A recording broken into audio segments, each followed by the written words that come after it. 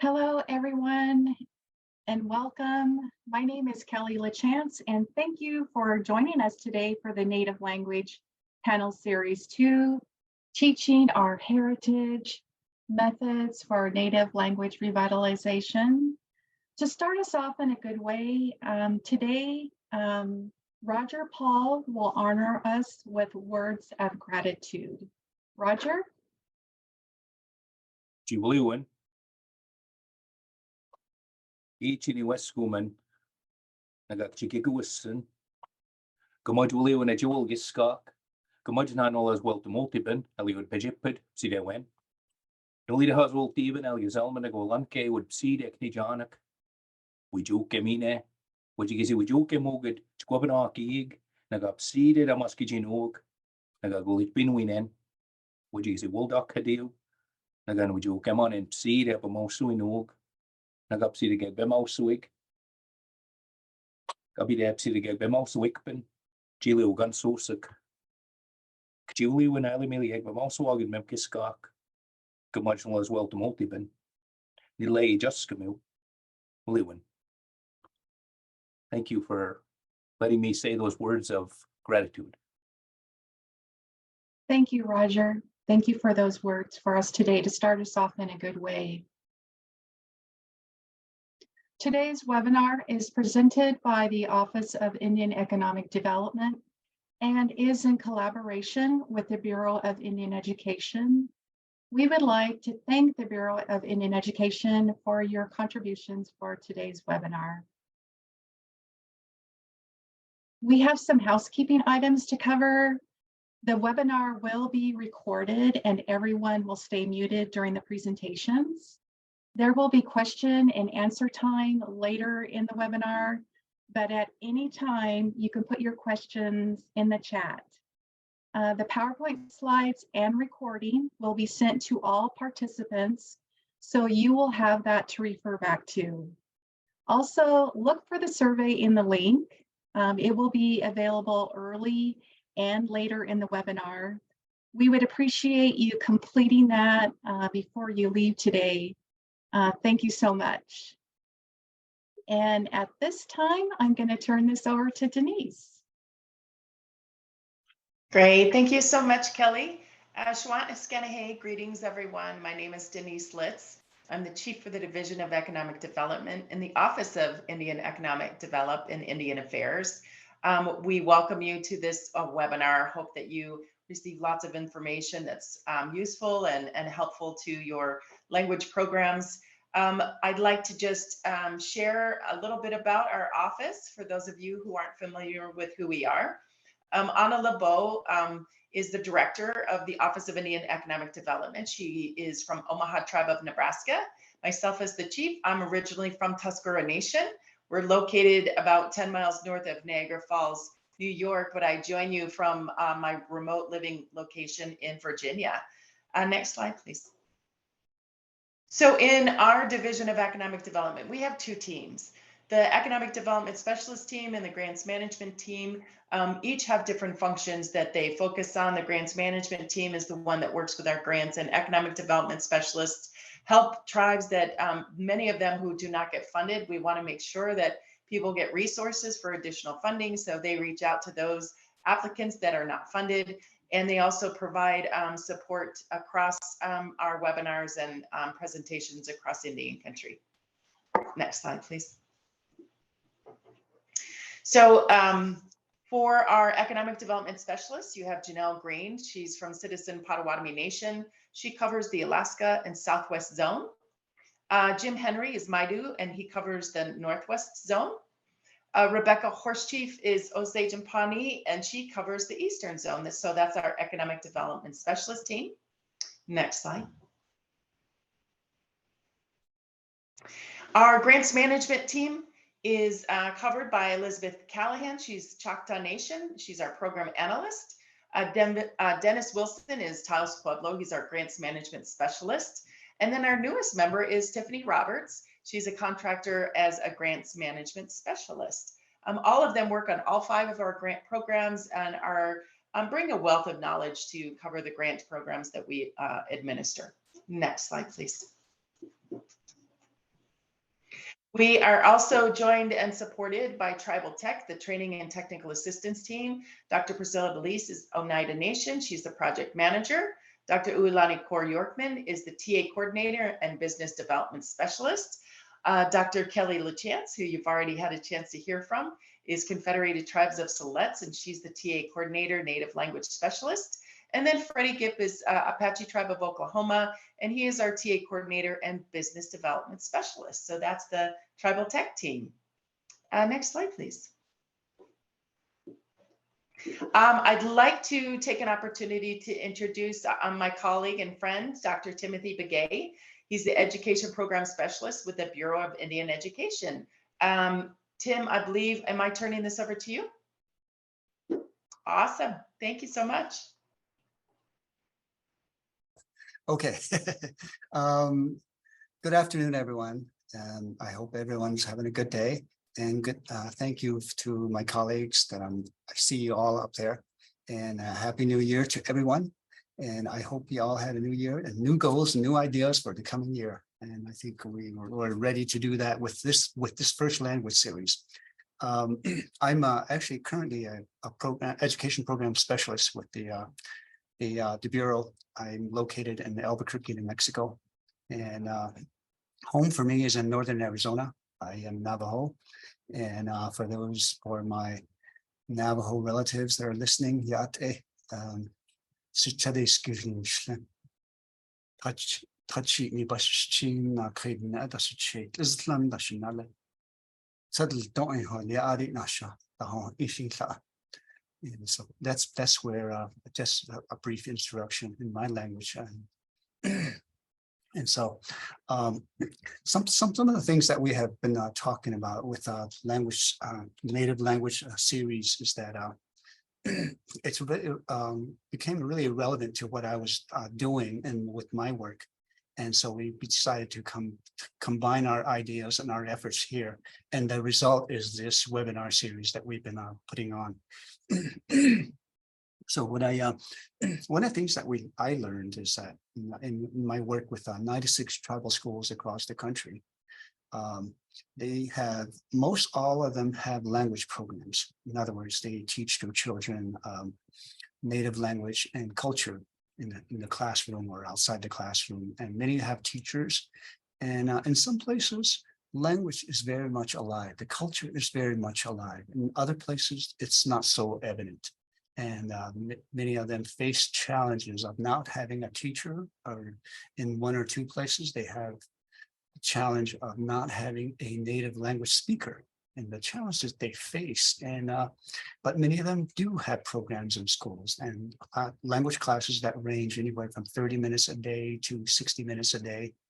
And they're doing their best to teach the language to the children. But what I noticed is that it raises questions for me, given in spite of their efforts and what they're trying to do and their hopes for revitalizing their languages and cultures. It raises the question that for me, and I raise it to all of my folks out there who are language and culture people, is 30 minutes a day enough? Is 40 minutes a day enough? Is 60 minutes a day enough? Enough to learn a language? And I think the answer there is yes and no. And things like that are, those kinds of questions are all emerging in my little study that I was doing. But from that also comes, excuse me, from our webinar. And so what we decided to do was, at least the first series that webinar that we did, we wanted to raise awareness. What is happening? What is your, we sponsored several panelists, and we asked them questions about what are you doing? How are you doing? What are your challenges? So we heard a lot of that, and many of the successes that they have, the challenges that they shared with us. So this one, we're going to be talking about what is going on, what is working, what works in your community, what works with your language teachings, what works in your school, and how do you do it? What is effective? And what is the way to do it, given your experience? That's the broad question that we're looking at today. And so, excuse me, we brought on three panelists to share their experience. And we have prepared some questions for them to answer.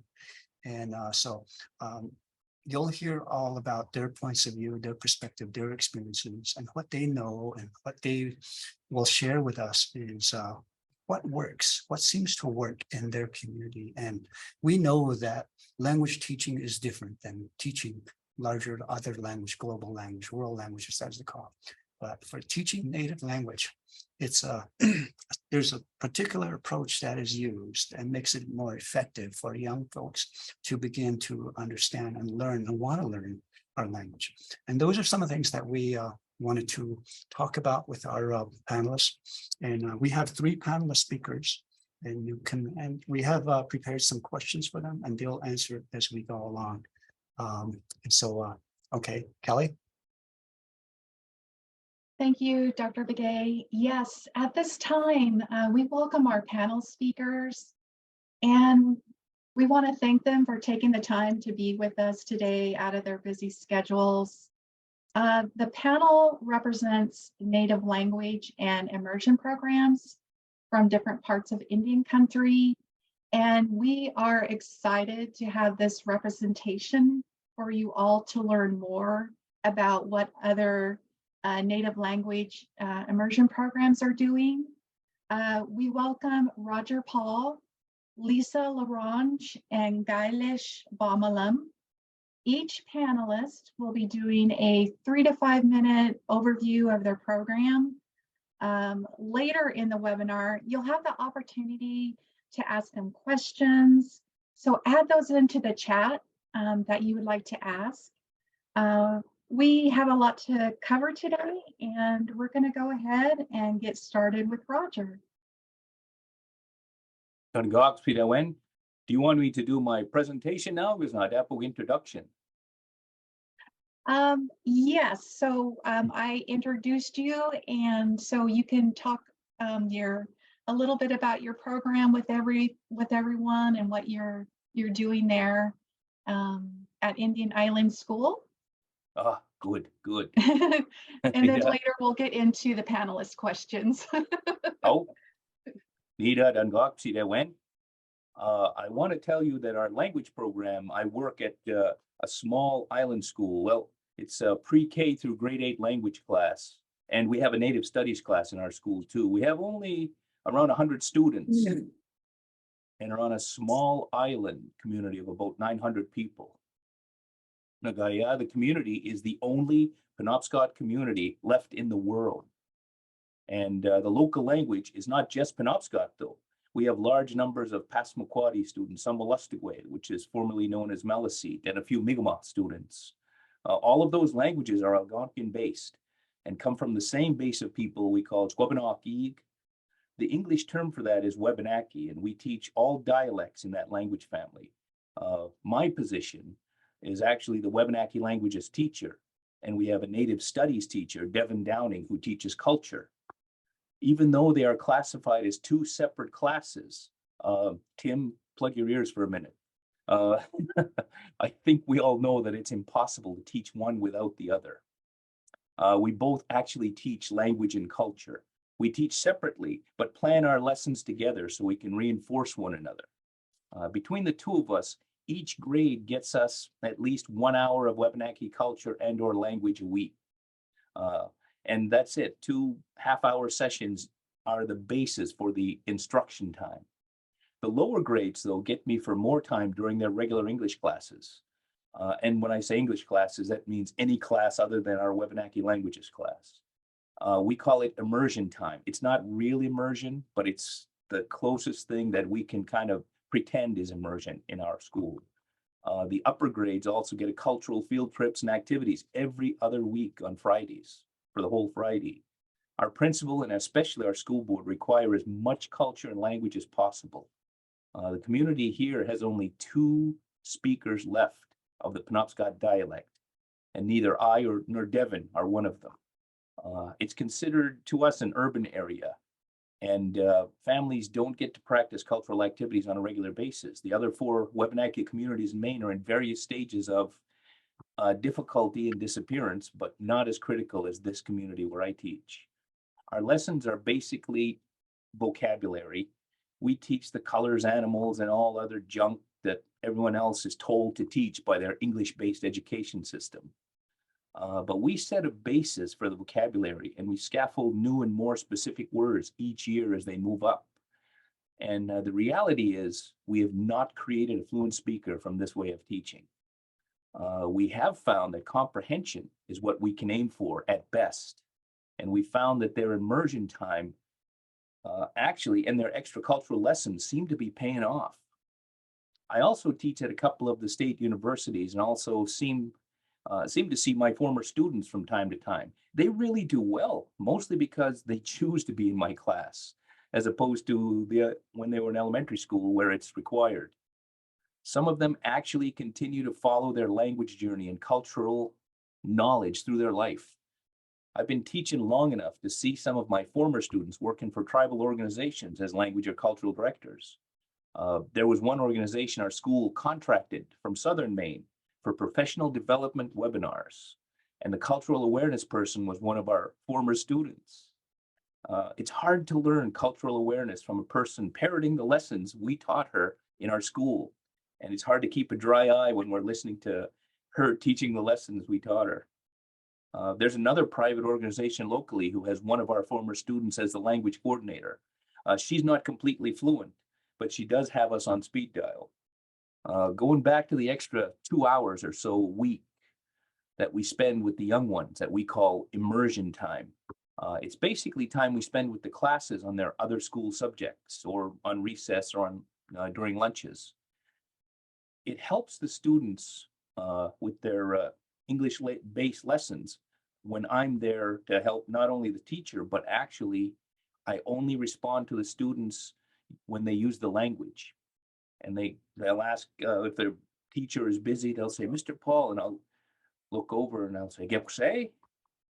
And if they start speaking in English, I just look at them and say, "Ibachkui," and then I'll go over there. And I also try to integrate language into the explanation of the lessons. It also works great to pretend that I don't understand some English words or concepts. So they try to explain them to me, and they reach for any language terms they know so that I will understand better. It's not that far of a stretch for me to need a kindergarten student to explain something to me. It requires them to use the language words that help me understand better. It seems to be a great way for them to absorb the language when they learn it passively, as opposed to the actual lesson times and assessments. About the assessments, it's extremely difficult. Oops, am I taking up too much time? I'll just close up with this one thing here. Hold on. The assessments, it's extremely difficult to use the assessments that English-based education thinks it is needed. I try to aim for expressive assessments, but end up with short time. Sometimes we have to use the receptive assessments. By expressive assessments, I mean that I show pictures of the vocabulary we taught them, and I ask them to point out the animals and or colors and whatever else it is, and tell me the names. But we also have a way of mixing our vocabulary to use it in conversational language. From pre-K, we teach them, for instance, a lesson on colors and then a lesson on animals.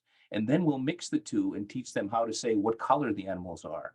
And then we'll factor in plurals and other lessons as they progress. So we kind of don't just teach the vocabulary and leave it there. We integrate that vocabulary for them to use it in conversation. I think I'm out of time, so I better stop there. Julie, when?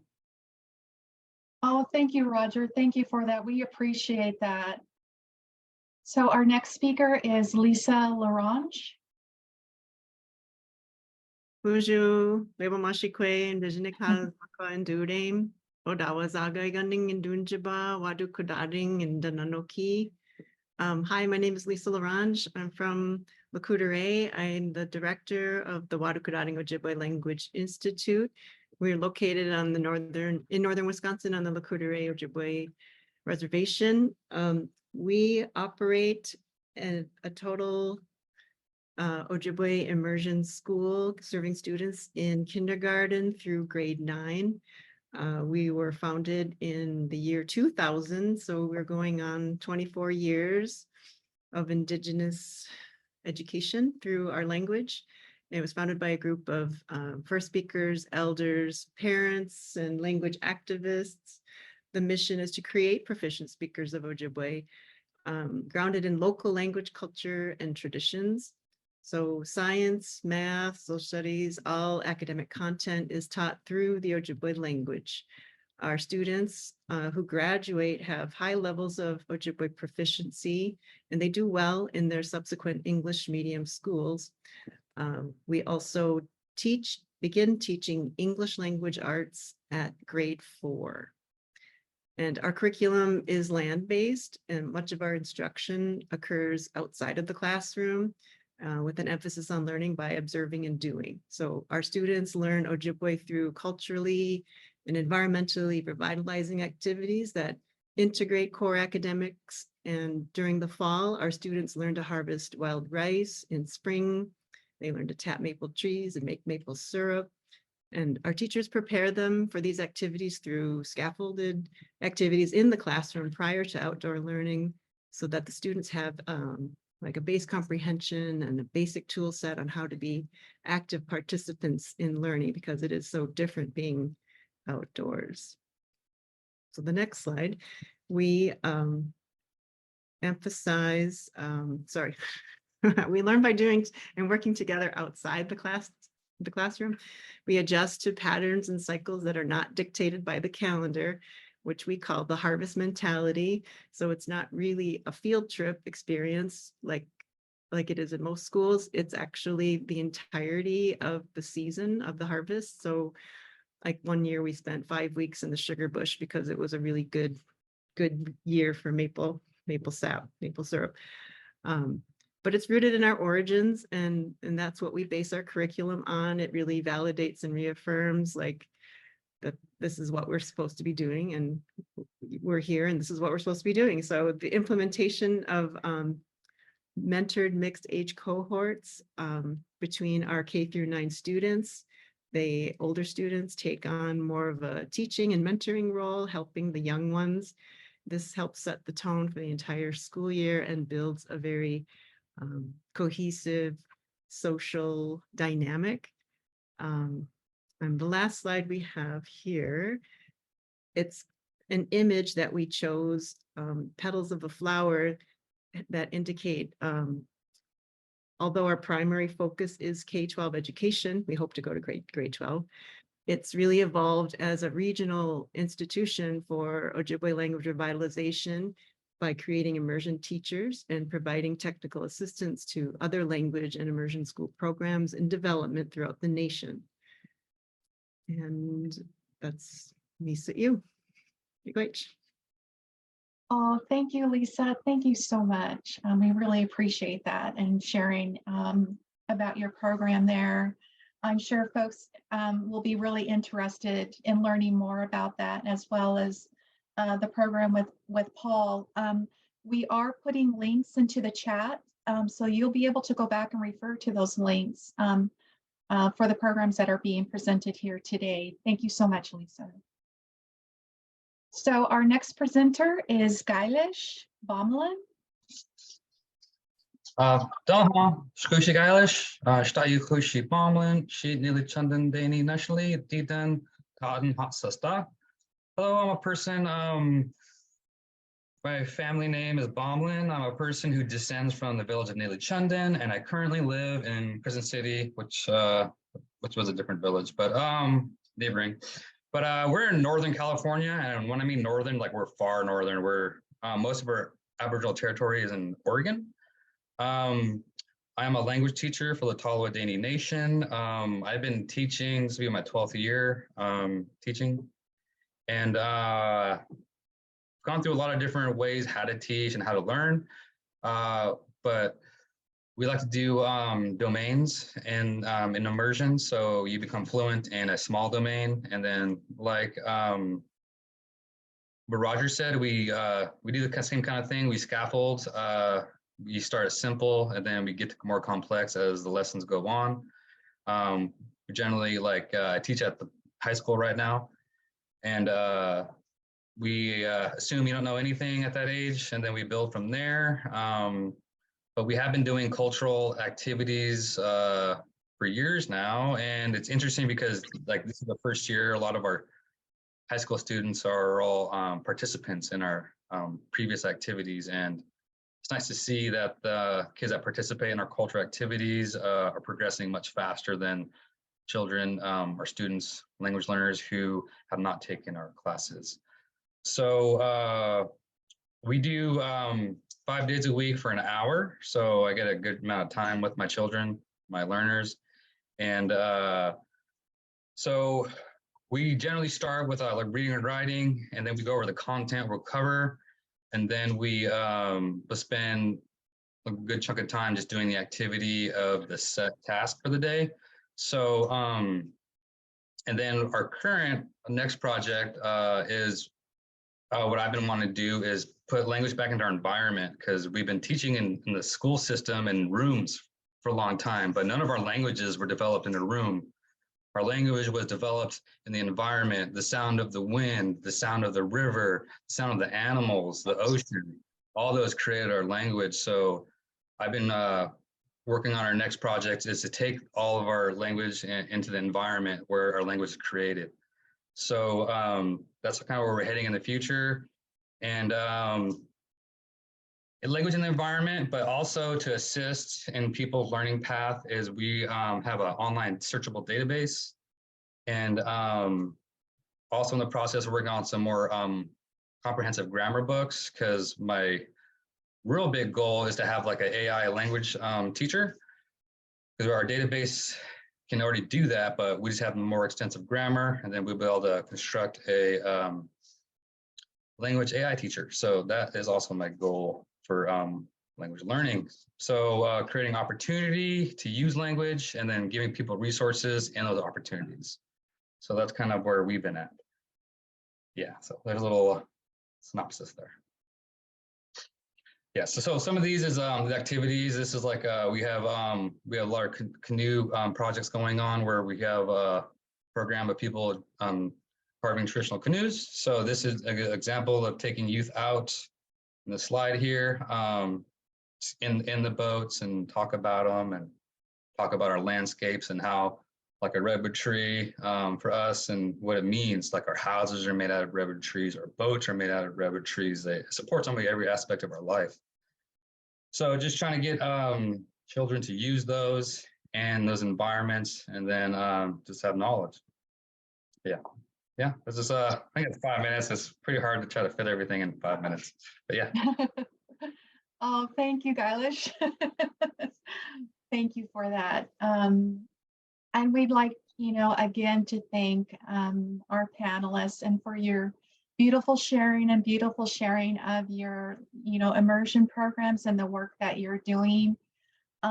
In the time that we have today, we can touch a little bit on that and share with the work that you're doing.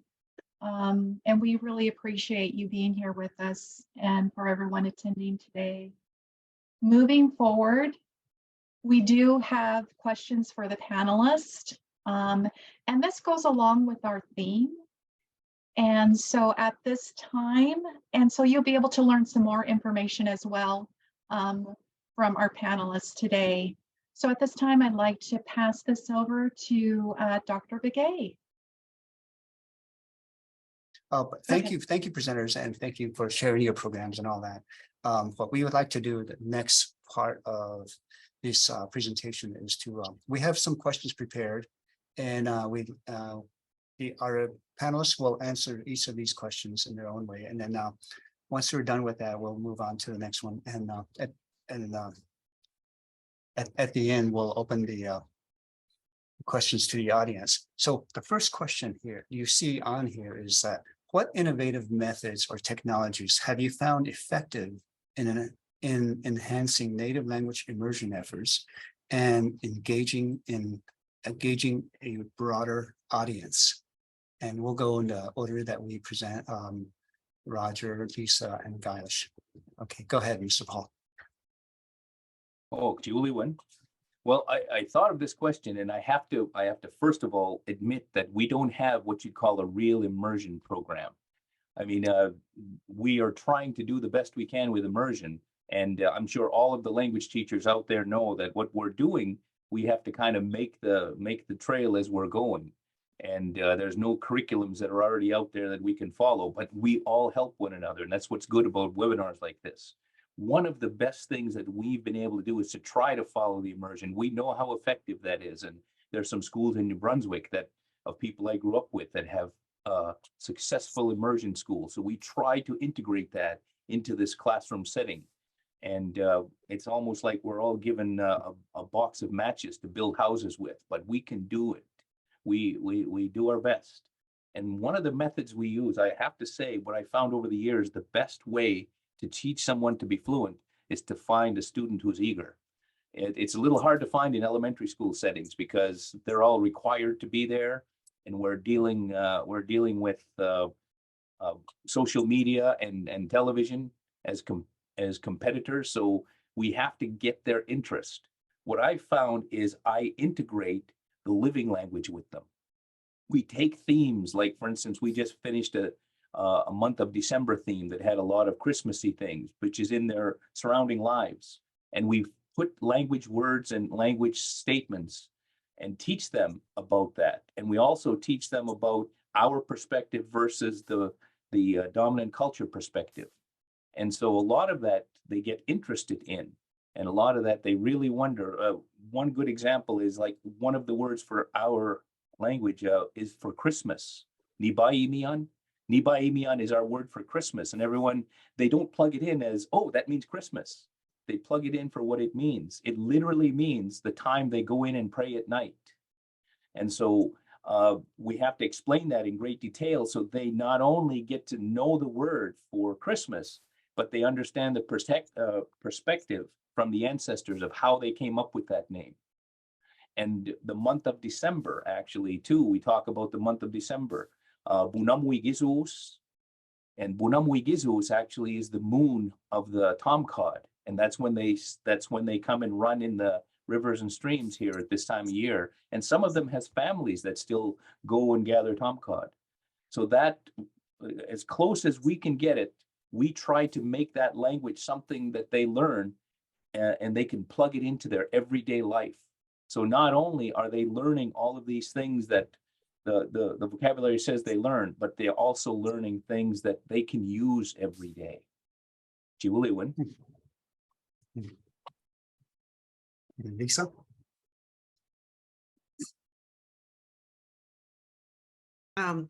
Well, being a practitioner myself, I was an immersion teacher for many years. I know that it requires a high level of proficiency.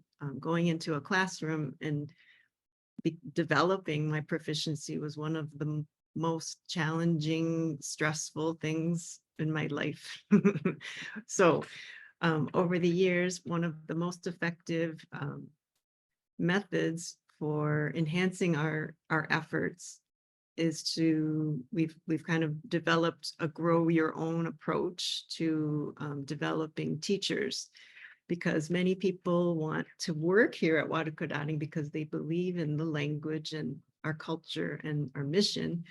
And so we welcome them to come into the classrooms, and they start as a teacher aide, but the best way for them to develop their language proficiency is to obviously independent study, maybe take classes, but also being in the classroom provides a lot of language, a rich language environment for them to learn, to comprehend first, to start speaking. And that's how we have developed teachers over the years. And sometimes they move on and go to other places, but it's really about the bigger movement. It's not just about Watukodani. So we are proud of all of the teachers over the years that came in without ever taking a college class and then left with a degree and a certificate as a language teacher.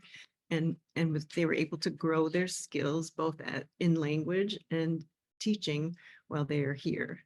So that's probably one of the best methods that we utilize here to attract, adult language learners who want to become teachers in immersion. We know that there is not there's nowhere to go to a higher education that offers a degree and training that is specific to what we do. So we've had to develop our own. Thank you, Lisa. Wow. That's some of the challenges that I've seen out there with schools too. So next, Gailish. Hi, yeah, so some of the methods, like I spoke upon earlier, domain-based immersion time. So even at beginning level, if you just stay focused in one content area, you can just use that language and recycling until that grows into different domains and they kind of all grow together. But as far as other technologies that we've been using, we've made an app, and that's good for people for remote learning when they're not in class time. And then those domains in the app kind of resemble what we cover in class. And another one is we have an online database that was web-based. So it was nice, but you couldn't use it offline. One of our current projects, we made our database you can download as an app, so you could use it offline. And that's been nice. And I personally like that a lot because I grew up with the language. My dad was a language teacher. And so I grew up with it, but then some words I just don't know sometimes. So I try to stay in immersion. And when I can't, like I can just on the fly, I can like bust out my phone and I can just type in what I want to know and it tells me. So that's a nice resource because I'm always trying to find ways to best give our resources to people. So the online database is nice. So it can work offline now. So I like that for me personally. And on some of those, we do have audio, but that's a huge project is trying to get all the audio to the words on the database. But those have been helping me in my language teaching is, yeah, because sometimes I'll just throw sentences at my children and make them translate it on their own. So I like to think of them as little language hunters. I give you tools and then it's your job to go out and struggle, but also succeed. But yeah, so that's some little projects that we've been doing. And current one is a new website where we've been working on developing. But that'll be more for the self-guided learners. There's always a battle of how to in person versus online. And I know since COVID, we've been all trying to push going online, but I'm a hands-on kind of guy. I like to do things and I know a lot of our children like to do the actual physical things too. So the online sometimes doesn't lend itself to those children. Yeah. Thank you. So audience, you've heard how these three pals do their work and what works best for them. What we'd like to do now is move on to the second question. Next slide. And in this question, we want to move on. I guess the key word here is sustainability. The question here is, can you provide insights into the long-term sustainability of native language immersion programs and how have you managed to ensure continued support and participation over time? Okay, Mr. Paul. Oh yeah. Actually, I'm probably the wrong person to ask about this. Sustainability in our language and in our culture in this area, since we have such small schools and there's a lot of competition against our culture within our own people. They're being drawn out into the world and they don't see the language as something as valuable. And I'm guilty. I was like that when I was that age too. So I know what it's like. But I have to point out that we've been able to, since on my community where I teach, there's only two, as I mentioned earlier, two fluent speakers left of the Penobscot dialect. A lot of people really don't follow up on that. And so some of the students that we get are from other communities that speak a different dialect of the Wabanaki languages. So we teach all of those and we have them understand from different communities so that when they go to different communities, our students don't only know the Penobscot dialect, but they know the Passamaquoddy dialect, the Wolastoqey dialect. And we're really trying to focus more on the Mi'kmaq dialect, which is farther northern Maine and into Canada. But we're really trying to explain that to them, and it's actually catching a lot of their interest. And that's really the support that we get is not from just one community. We're starting to gain support from all over the other communities too. And we help each other out in a lot of these. And I have to admit, though, as far as sustainability, finances make a difference. Without the Bureau, we would probably not even exist. And we don't have enough of community members to keep grants going. And grants usually are the grants that they require sustainability. Well, I questioned the ANA commissioner one time. I said, how is it that we have to find ways to sustain ourselves, and how can we sell our culture and language back to our own people? There's no way to sustain that we can think of. So cool, you got some. No, but we have to be able to do that. We have to be able to keep that going. And so we do the best we can, and we get the interest, and it's got to be grassroots. I kind of made myself a pest when I went to the language conference in Albuquerque, when I said, okay, how do us smaller tribes compete with the grant writers of the casino tribes and the bigger tribes? Why do we fall through the cracks? Well, my words fell through the cracks, so they didn't hear me. But I'm going to keep on going back, and I'm going to keep trying. So actually, we are creating a couple of a few young people actually that are really taking the language and the culture into many directions. And one of the good things about our culture and language is it's still alive, because Skitchinook have always adapted to their environment.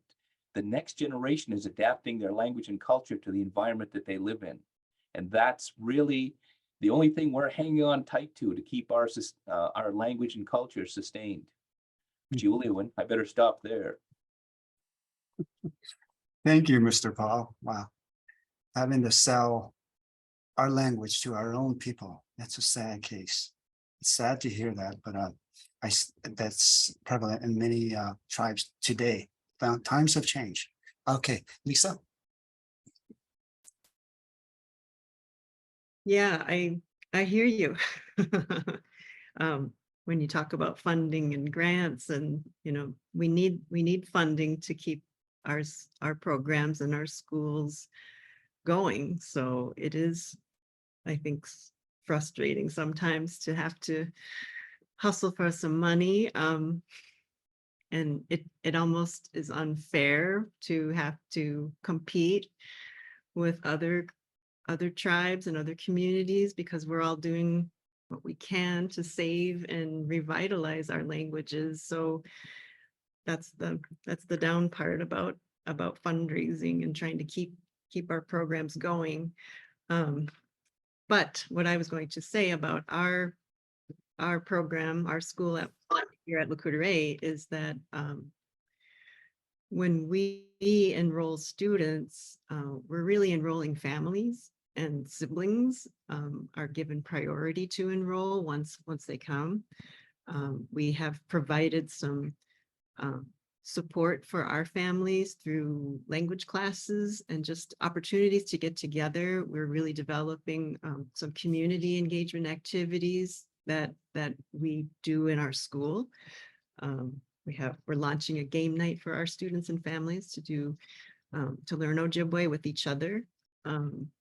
And as far as continuing to sustain our program and grow, we launched a new adult language immersion program this year, kind of falling in line with some of our neighboring Ojibwe communities, as well as others in the nation that are realizing we need adult learners with high proficiency in order to sustain and grow schools and immersion programs in other schools. So this year we have a cohort of Ojibwe language interns who their job is to learn the language. So they have the perfect place to learn. They have direct instruction, during the day, as well as guided observations in our classrooms. So the intent is really to create a pipeline for Ojibwe language immersion teachers. So that is how we are, like I said earlier, how we're growing our own. That's really been kind of a lifesaver over the years to have highly qualified, highly proficient teachers in our classrooms. Interesting. Mr. Galish? Yeah, I was kind of thinking about this in three different aspects. One being finance. So we started, we had a grant where we paid the school district to get our teaching in the school, and then trying to shift to have the school, because the school district pays our tribe language department for the teaching. But thinking the more sustainable in the future will be our teacher will be paid directly from the school district. So the funding for the actual teacher will come from our state. So that would be like a fiscal, more sustainability than, I call them whales. You know, you write a grant and you harvest on that grant / whale for whatever years the grant is, and then you have to write a whole new one. And it's good and bad, because if the project was nice, well, you still have to set it to the side and you have to write a new project. And then, you know, write a new project. And sometimes they're successful and sometimes they're not. But money is always an issue of paying staff for their time. So that is one way. And then along with that is getting people in our classroom and teaching them to be a teacher, and then have them be hired at another school site. So that would be working in sustainability, finding a way to fund your teachers. So it could be a grant, it could be through your local school district, maybe philanthropy money, but that's like a fiscal way. Another sustainability is making sure you put your data in somewhere that's accessible and has like long-term storage with backup. Because like if your database or your where you're housing all your information, if that's in one spot, that's so scary. You could drop your computer, you could like this summer in Northern California, we had a lot of forest fires, and we have servers in multiple locations that are all backed up to each other. But it was scary because as the forest fires were coming over, and if they crossed this one ridge, they would burn every facility where we had our information stored. So I put it all on Google Drive right now as well. So maybe having multiple locations in different formats, maybe the internet and in servers. So that's sustainability with your data. And another one is making youth or making new teachers is making, I have multiple children, and having children and then teaching them is always the best. Because that's what you can control. I believe it's great to have language in the home. We did a home immersion program where we go and meet with. This is really good. It's really good stuff. Yeah. But it was kind of hard. Some of the families live remotely where we're teaching, and it would take them a while to get to the office where we were working. But I did have a question about smart boards. In my classroom, we do have a smart board, and we have our apps that we made that the kids can touch on their phone or on the smart TV. And even like just like going through phonetics at the beginning, you just touch the sounds and they say it on the TV, and it's very useful. I don't think it replaces a good teacher, but it is. I always think of have a toolbox. You need to have a toolbox with different tools, and every child is different. You might have your visual learners, you might have your reading and writing learners, and it's nice to have the tools for all those different aspects. Yeah. Good. Thank you. Thank you. It's you've heard of the different ways in terms of how we can sustain the language teaching and learning in a classroom. Everything from putting things on Google Drive. I've seen a number of schools who record and video messages that students learn from, where they hear and see the person speaking the language or words, and they learn it, and they say it as they watch it, and they say it, and so you see that happening. And there are many kinds of language learning programs out there available. And I think many of them are also taking up native language learning and as part of their programs. So thank you again for answering those questions. Now we'd like to move on to the third question. And that question is, and this may be a little bit difficult, but actually at the same time, it could be a very easy question to answer for you guys. How do you measure the success and impact of your native language immersion programs?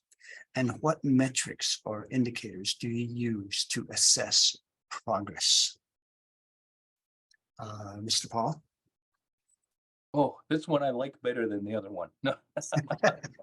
This one where we actually get to see some of the success. I gave a couple of examples earlier of students that we have taught, and I get to see them in college, and then I get to see them later on in life.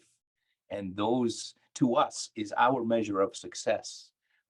They don't seem interested as elementary school students. I had one student in particular who really didn't engage throughout the whole years that he was in elementary school. And then when he went to college, I saw him in my class, and he basically didn't engage much there either. But every assessment and every question, he knew the answer. And I had to talk to him. I said, "Wuss," I said, "how is that?" I said, "The whole time you were in elementary school, you didn't really engage, but you know all the answers." He goes, "Well, I listened." And I'm thinking he really must have listened, and it must have really soaked in. So that's why when he went on to college, he included native language and native culture in part of what he did. And that's how we see successes in our communities. And to believe it or not, parents that come back to us and they'll ask us questions, and they say, "Well, my children come home and tell me this. Is this the right way to say it?" And they're interested also. And so that's how we have to measure our successes right now. When I started there, I think like 18, 19 years ago, everybody was saying the language is dying, it's disappearing, it's dying. Well, we tried everything we could, and we're still struggling every day. And I, from my perspective, had to say that it's not dying. We've stopped the death. We haven't been able to revive it to full life yet. But we're reversing that trend, and we're seeing more students and not only just in the Penobscot dialect. We see students going to other communities and communicating with other people from that community in their language. So we've been able to see a lot of Passamaquoddy spoken by Penobscot kids, and even Passamaquoddy kids that understand Penobscot dialects. And we've even we're fortunate enough to work in a school system where we do get the support of the staff.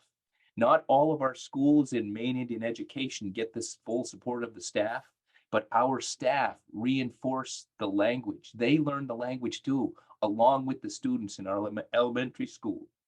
And they even teach out of school. There was one instance that I have to tell this because it was, one of the teachers was in the local shopping mall, and she heard a couple of Passamaquoddy kids from another community arguing over colors and the language. And so she came around, and she's not native. She told them, no, Wabeyu is white, Wizaweyu is yellow. And they just stood there staring at this non-native woman, wondering, how does she know this? So that's how we measure our success, is it's slowly spreading out, not just to our kids, not just to our community, but to the teachers and the surrounding communities too.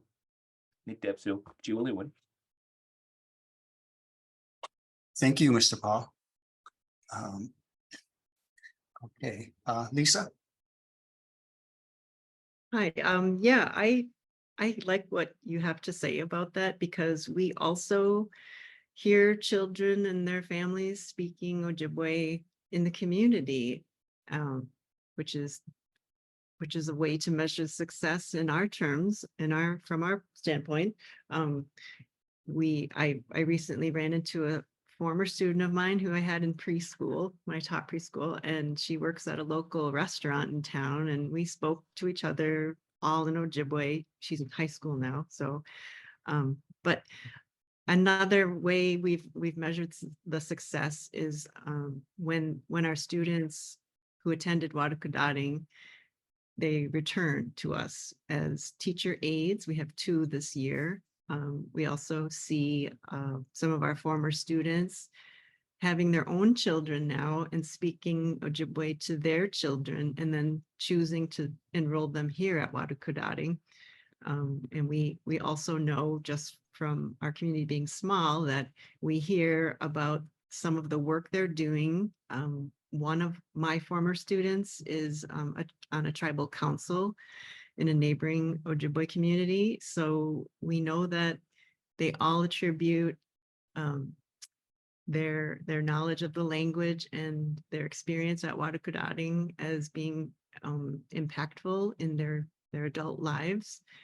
So I think that's really cool. But we also know that we have to do testing.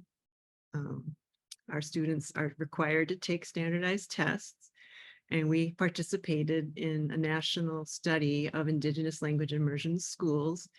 And we have some of the preliminary findings from that study, and the data that was collected and analyzed. It was compared with children who attend the Kudure Ojibwe schools in English. So our students are learning in Ojibwe, and these students at Kudure are learning in English, but they're all taking the same tests. And the data shows that our students, the median scores are the same, and slightly lower in their first year of taking the test, obviously, because that's the first year they've had English instruction. But the next year, it's very similar. And then the following year, we're starting to see our students' median scores higher in math and reading. So we have that to fall back on too. But like I said earlier, I think hearing and seeing our students in the community and how they've grown up to be successful and still cherish the language and speak the language. Wow. That kind of research is out there. It's just that it doesn't come around, or people don't necessarily get their hands on it, because research does reinforce this idea that if you teach your children the language, they're better able to decipher between the 2 dimensions of language and the native language culture, and thus better able to grasp ideas in the classroom. Very interesting studies though that you mentioned there. Thank you, Lisa, for talking about that one. Gylish? Yeah, like we've written some like benchmark standards of like beginner, intermediate, and advanced and master, but I never really liked those matrix. And we've been at it for a long time, and there is like in the community and in the workplace like a tribal entity. Like when we started, no one used language, and now every work email has our language in it. So it's always a success. I would like to see full immersion in all of our emails, but if your intros and your outros are in the language, that's progress compared to where we started. Yeah, having the youth use it, and there's a lot of people now that their names are in the language. Instead of an English name or traditional names, old family names, or contemporary new names in the language. It's nice to see. But like in a classroom setting, we have a certain content, and then we get exposed to content, and then might be images and reading and writing, and then we go into immersion time. And then how we assess immersion is you just can do the activities or you can't. And I have like a scoring rubric on all the stuff you're supposed to know for this lesson, and then you either know it or you don't. And then you either know it, you can communicate, you can do the work, but you can't fully pronounce all the words. Maybe you're still working on pronunciation. And we also score on if you can read and write everything. So that's how I like to measure in the actual classroom. If you know the content is, we just go an activity and you can show me if you can do it or not. And I have like a sheet, and I just write down on every student, like Sammy, for example A, he did really well. He knows all the content, but he didn't know these last couple actions or what he's supposed to do with these objects. So Yeah, but that's how I've been measuring for like the public school is that. But yeah, just seeing the community use it more, and like we just had our ceremony, our World Renewal ceremony, the winter solstice. And something big I was working on is like saying our prayers in the language, and then because you're supposed to say those prayers at our ceremony because you're praying for your things to come in your next year. So trying to get people to participate in that more, and that was a nice goal to see is people using language at ceremony. Yeah. Thank you, guys. Thank you, panelists. We zoomed through these three questions rather quickly, and that's great because I've heard so much here, content here, and there's so many questions that I have. But what we'd like to do is first, as we turn into the question and answers, perhaps we begin with some of the questions that have been raised on the chat.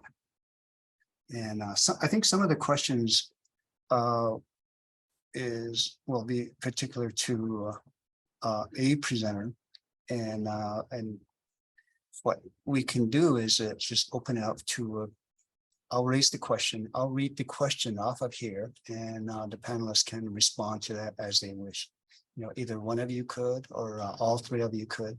And we have some time now as we move forward to for a few questions, and we can raise those. Let me see. Shall I ask the first question? Callie? Yes, Dr. Okay. Begay. Yeah, Okay. thank you. I need permission from Kelly. So let me see. I mean, there are a lot of questions, but let me start with this one that was asked earlier. I know this was mentioned earlier. Do you utilize smart boards and other technology in your teaching? If so, how has it been most helpful and effective? I know somebody mentioned this earlier. Go ahead. I think somebody mentioned this. Hi, I can speak a little bit. So yeah, we use some apps, and we have a smart board in our classroom. So you can use the app on your phone, or you can project it up on our smart TV, and the kids can use and play with that. You can also email me your scores. So if like you're taking my class, you would take a test. You can play with it, and you can play some games, and you can go on and you can email me your test score. So sometimes I do that. Like, all right, we're going over this domain. Go through there, do the test. Email me your tests. So then everyone in the class will then email me. And those are okay. And generally like to use that if like you're missing class or something, or just to switch it up, because I always try to keep things as a game and keep children engaged. So that's always interesting how to do that. But yeah, I find them useful, but they're not like the answer. They're just more tools in your toolbox you need. Great. Other panelists, do you want to respond to that, or? I have to admit, I don't even know what a smart board is, but we got one of them big screens that you touch it, and it has these things on it. That must be what that is. It doesn't, and we actually use a lot of, I love those things because I don't have to draw on the board anymore, and I don't use paper handouts that I find on the hallway floors. I just put it up on that big screen, and then we go through the lessons, and usually we have fun and games. Now, a friend of mine, Cusco, she's on, and she does a lot of games in the language. And one of the games we play, there's a Jeopardy. There's something someone handed me where you can fill in words, and they ask questions, and they compete with one another. And oh boy, I got to tell you, elementary kids are competitive. So I have to find ways of even I get to the point where it's teachers against students. And the student gets the first choice. And if they can't get it, then the teachers get the point. They blow us out of the water every time. And it's not just single words, but we have phrases too. And we make sure we integrate the phrases. So it's not just what the education system says, oh, that is nice, you taught them that word. Well, in our culture, it's not about words, it's about phrases. we're verb phrase people. We're not noun people. But I just smile and say, "You're welcome." But the kids love this, and if that's what a smart board is, those things are really handy, and you can play those interactive games, and it does hold the kids' attention. Hey, Depsu, Julie wins. Okay. Lisa, you want to take a stab at it or you want to pass? Well, I know that all of the teachers at Wadukudading have smart boards in their classrooms and they use them. So I have seen them use different things like I know sometimes they can stream like movement activities. They use it for all kinds of things, I guess. Sorry, that's a really vague answer, but I know they use them, and I know they also have students have iPads and Chromebooks that they're learning how to use. I think in the social studies class in 4th and 5th grade tomorrow, they're doing presentations where they've recorded themselves giving presentations. So I'm going to go to that tomorrow to listen in and see. But yeah, it's part of our classrooms to use smart boards and get the kids using iPads and Chromebooks. Wow, thank you. Kelly, you want to jump in with this one? Any more questions that you want to pull off of here? Yeah, thank you, Dr. Begay. We do have a question. Is math and science included into your language teaching? And how does that look? Is that, look in developing your curriculum and your materials? How does that look? I can go first. We do not have any kind of advanced math. It's just like adding and subtraction. It's well, we do have just where our numbering works. It is like 2 times 10 is 20. So that's just how how we count numbers. So we do multiplication. Just that's just how we count big numbers. So but we don't have like trigonometry or I don't have any kind of math like that in the language. None of the advanced stuff. Yeah, I'll admit the same thing. We don't really teach math in the language, but like Gailey said, that when you count in our language and we do teach numbers, you have to know adding, subtracting, multiplication, all that by just saying the numbers, because it goes by tens. And I keep telling our students that the metric system stole that from us. We were the original base 10 numbering system. But anyway, we do teach a lot of science, and I work really closely with the university and with our science teacher, and we work very much with science. And matter of fact, a lot of the every other Friday's field trips are with the university, and it's based in science, because the science, we're fortunate enough that the University of Maine recognizes that a lot of the geology and a lot of the sciences that are taught at the university are based in indigenous knowledge. And they work with our students and help them on those field trips on Fridays, where they teach science, but they also bring in cultural people that tie in the culture to where that science came from. And so we're very fortunate. So just about every one of our lessons is tied into science of some kind. And we even get into personalities and things like that, and at times. And it's in areas that anywhere else off of res, we'd be fired for saying, "Oh, you stay in your own lane." And it's like, no. We work with the rest. The entire staff works together to bring the lessons that they do in science and in other what we call SEL. I forgot what that means, but they bring a lot of the native culture in on that. But anyway, we do a lot of that. Not so much with the math yet, but we are a science-based school. Julie wins. Yeah, we also teach math at every grade level through Ojibwe. And it's taken many years of developing the curriculum. Of course, we look at standards, state standards to stay on top of that. But we, some of, like you're saying, like trigonometry or algebra, some of the higher functions in math, we struggled to figure out on our own. So what we did is we made using technology, we use Google for our staff, a Google spreadsheet that has become everyone's like go-to when they need to look up terms that we've, worked with first speakers over the years and asked them like, well, how would I talk about this? Or how might I, to come up with ways to do algebra, to do all those higher functions in math or science or whatever content area it is that our teachers need to teach. So that's one way we've come up with ways to keep our staff up to date with vocabulary and how to talk about some of those higher academic topics. But it is doable, so keep doing it, keep trying. Wonderful, thank you. I do have another question.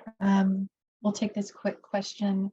Because some of our communities, we're all come from very diverse communities. So I want to put this question out here for our panelists as well. On what are your thoughts on not writing the language and learning verbally? Well, I personally love that because I do not like reading and writing, but I read and write because I have to. And for long-term storage and sustainability, I believe you do need to have your language into a database somewhere that's backed up in multiple places, but you can learn language by speaking and listening. That's how we all learn. That's how our languages are here today. They all came from our ancestors who only generally spoke and listened. So you can learn that way. But nowadays it's good to have multiple tools. So you need multiple aspects, but if you're a person who likes like listening and speaking, you can learn that way. It's just, do you have a master speaker to be with? If you don't have a master speaker and you're working on your own, you're going to have to do a lot of reading and writing, and you have to learn how to read and you have to learn how to write. Yeah, if you're a child and you have a master speaker you grew up with, yeah, you don't need reading and writing. But that's kind of hard to get these days. I've got to jump on board and agree with Gailish on that. No language was ever spoken from learning to read and write it first. And we've had 25,000 years of stories from our communities. And the reading and writing system wasn't really officially developed until the 70s and 80s, 1970s and 80s. So I don't think you need it. But again, I have to agree with Gailish. Don't tell my sister this because we argue all the time. She's a language teacher too, and she believes in the writing system. And I said, we don't need it. But I have to admit, no, we, as I mentioned before, have sustained and been here because we adapt to our environment. The environment today is leaning toward reading and writing. And so we have to adapt to that environment. And the fact that our language, the Passamaquoddy dialect of the language, has online dictionary, and it has a established grammar system, and it's easier than English. And our students like the idea. I mean, we use the same letters that the English language uses so that we can still type it in on a QWERTY keyboard. And we use less letters, actually. We only use 17 of the 26 letters. And actually, we only have 30 different sounds in our language. And English advertises 44, which is malarkey, because I found 59 and stopped there. And there's many different sounds in the English language. And our vowels each have only one sound each. Theirs, I can't even count how many sounds their vowels have, depending on what letter it's next to. So our language actually written is easier than English. And so we don't force it and we don't really assess them on it. But if they want to learn it, we we expose them to it and they learn it on their own. And so it's something that we don't discourage, but we don't go out of our way to teach them that. And they do recognize when they see the words and they recognize the sounds, and they do pick it up. Some of them are those types of people that are visual, that they pick up the language quicker and the sounds quicker than they would and the other way. And then there are those auditory people. So we try to meet all of our students where they're at, and we try to offer them whatever we can. So Chiwiliwan, Itepsu. Well, when we started our school, we obviously our mission was to make proficient speakers, and so bilingualism, they all come speaking English. We figured bilingual will be a goal, but also biliterate, because we have to teach all of our content through reading and writing as well. So we do teach our initial literacy in Ojibwe, and our language also, our orthography and Roman alphabet, we use that, but we don't have, like English has so many ways, like you were saying, for one sound. So our system simplified that to 7 vowel sounds in our language, and we don't use all the letters either of the English alphabet. And when kids are learning to read, and then they're learning to read English later, or maybe simultaneously, they usually say, "Oh, I'd rather read in Ojibwe." Makes more sense and it's easier to read. So, but that is one of our goals, and we do have some assessments to kind of gauge how well they read, and even how well they're speaking Ojibwe, like grade level proficiency levels we have established, and we're doing that now with our Ojibwe literacy programming.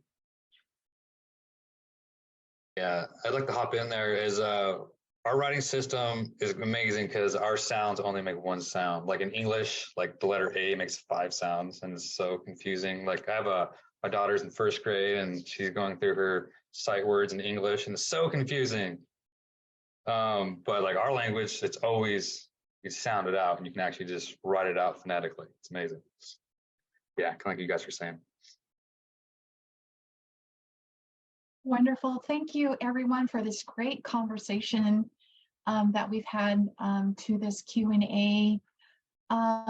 Unfortunately, we are out of time for Q&A, and so we're going to have to move forward in our schedule. We do have some upcoming webinar. We thank all of our beautiful panelists for being today and for taking their time once again and for being with us, and for all of our participants. We loved all of your conversation that was going on into the chat. That was great and wonderful. Dr. Begay, did you have any comments as well as we wrap up? We want to remind folks about the upcoming OIED Native Language. We have another panel series number 3. This will be the last of this series at this time. It will be February 26th, February 22nd, and it will be from 3 o'clock to 4:30 Eastern Standard Time.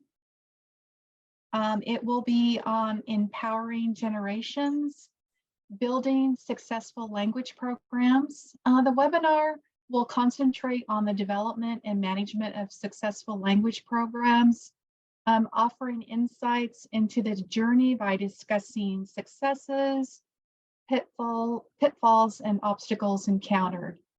We also have this QR code up here for folks. If you have a smartphone, you can put your phone up to the QR code and you can register for this series at this time. If you can't register at this time, we will be advertising this as well. This will be going out to where you'll be able to register for this as well.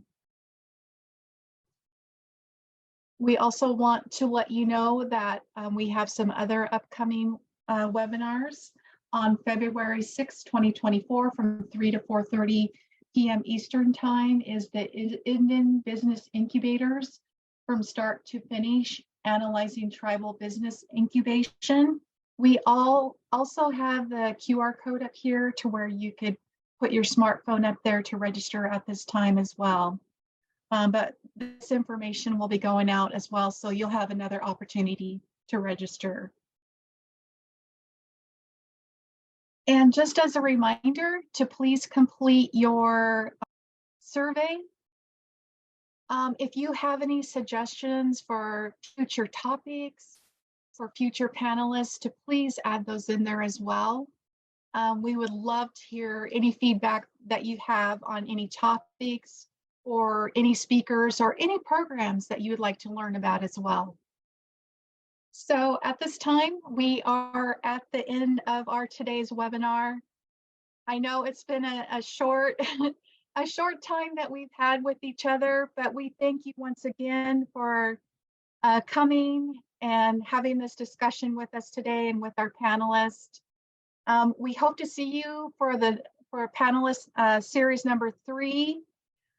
We have some information here for you as well about the Office of OIED's Division of Economic Development. Also, there is a link with information on the Bureau of Indian Education. And we thank you again for attending. Denise or anyone, did you have any closing comments as well?